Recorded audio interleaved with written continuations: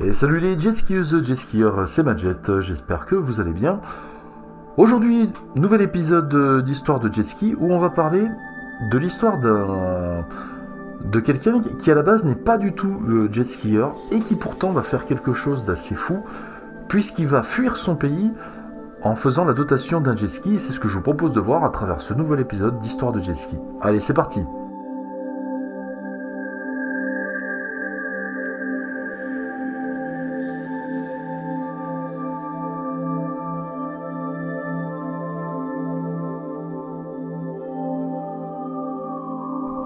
Pour faire cette histoire, j'ai essayé de contacter l'homme en question qui malheureusement ne m'a pas répondu. Alors je voulais l'adapter en conséquence, mais sachez qu'elle est en grande partie vraie. C'est l'histoire d'un jeune écossais qu'on appellera John pour les besoins de cette vidéo, qui travaille comme couvreur sur les toits. John est sollicité un peu partout en Écosse, en Angleterre, et va même sur l'île de Man, connue entre autres pour son célèbre Tourist Trophy, dans l'univers de la moto, où il travaille sur des chantiers locaux en empruntant le ferry. C'est alors pour lui l'occasion de rendre visite à sa chérie Donna, qui elle est originaire de l'île et vit à Douglas, la capitale de Man. L'histoire ne dit pas si John et Donna se sont rencontrés durant un chantier ou peut-être dans un autre contexte. John ne manque pas alors d'offrir un bouquet de fleurs à Donna, toujours ému de ce geste très attentionné, et chaque rencontre entre eux n'en est que plus heureuse. Tout semble aller au mieux pour les deux amoureux. Malheureusement, au début de l'année 2020, un terrible événement va venir complètement changer la donne. Tandis que John et Donna passent des jours paisibles et épanouis, à l'autre bout du monde, une inquiétante épidémie se répand en Chine, dans la province de Wuhan. Des gens meurent en rentrant en contact les uns avec les autres, de symptômes tous plus inquiétants les uns que les autres. C'est un virus contagieux qui se répand très rapidement dans le monde. C'est le début de la crise du coronavirus, la Covid-19. En Europe, c'est l'Italie, l'Espagne puis la France qui sont durement touchés. Dans l'attente de trouver une solution, plusieurs gouvernements mettent alors en place un confinement. Au Royaume-Uni, les sorties deviennent interdites sans autorisation et les habitants sont assignés à résidence. John avait une autorisation de travailler sur l'île de Man, mais cette dernière est expirée. Il tente à deux reprises de faire une nouvelle demande d'autorisation, mais en vain. Elles lui sont également refusées. John doit alors rester confiné en Écosse, sans avoir la moindre possibilité de revoir Donna, sa bien-aimée, et ceci jusqu'à nouvel ordre. Ils ont beau échanger par téléphone et se faire des sessions webcam, mais rien ne remplace l'authenticité ni le charme d'une vraie rencontre. Pendant une pause sur un chantier en Écosse, il regarde au loin en direction de l'île de Man. Non sans un certain désespoir. Donna lui manque énormément. C'est alors que tout d'un coup lui vient une idée en observant un bateau naviguant à l'horizon. Pourquoi n'irais-je pas moi-même sur l'île, se dit-il. Il se met alors en tête de se procurer un navire le plus rapidement possible, et comme il a besoin d'aller vite, ce sera un jet ski. John fait le choix d'un petit Sea-Doo Spark de couleur rose.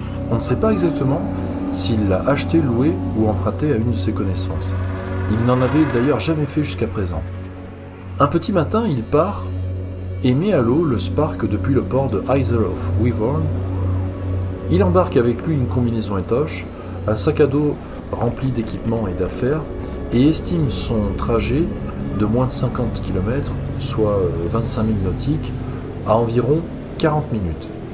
Mais le trajet va rapidement s'avérer plus compliqué que prévu. En effet, quand il quitte le port de Wyvern, la météo n'est pas bonne. Il y a une tempête et bientôt de grosses vagues au large. Et si le Spark est réputé pour être un jet léger et joueur, John va rapidement se rendre compte qu'il est assez difficile à maîtriser quand la mer est déchaînée. Il fera plusieurs chutes et mettra plusieurs heures avant d'arriver au port de Ramsey, la deuxième ville de l'île. Là, il abandonnera le Spark dans le port vers 13 h et se rendra jusqu'à Douglas en marchant pendant encore 1 heure sur 15 km. Il arrive chez Donna pratiquement vers les 15 h de l'après-midi, épuisé mais si heureux d'être aux côtés de sa bien-aimée. 2 jours plus tard, le couple se rend en soirée dans le centre-ville de Douglas, mais John est rapidement repéré par les forces de l'ordre, en plus d'avoir éveillé des soupçons plus tôt quant à l'arrivée d'un jet ski abandonné au port de Ramsey. Il est arrêté le lendemain au domicile de Donna et présenté devant un juge pour s'être introduit sur l'île illégalement, sans autorisation et pour violation des mesures sanitaires en vigueur liées au Covid-19. Il reconnaîtra les faits qui lui sont reprochés et expliquera d'ailleurs que c'était la toute première fois qu'il faisait du jet ski.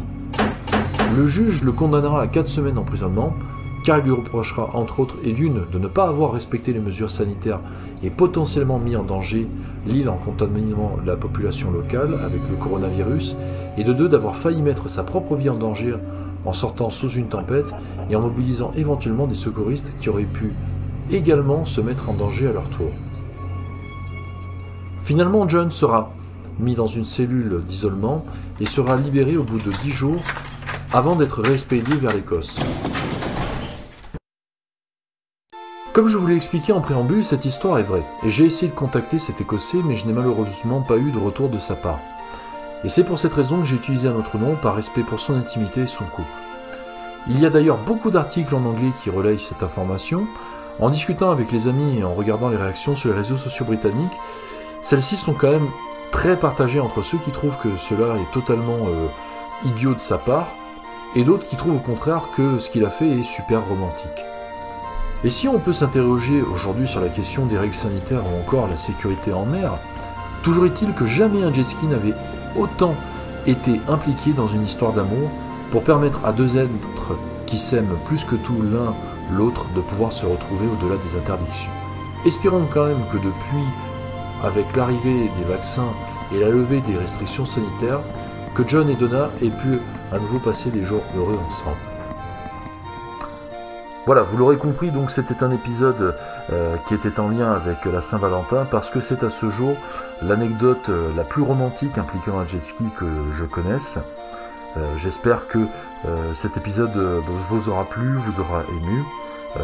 Je vous souhaite aussi bien pour les célibataires que pour les gens en couple de passer une très bonne Saint-Valentin.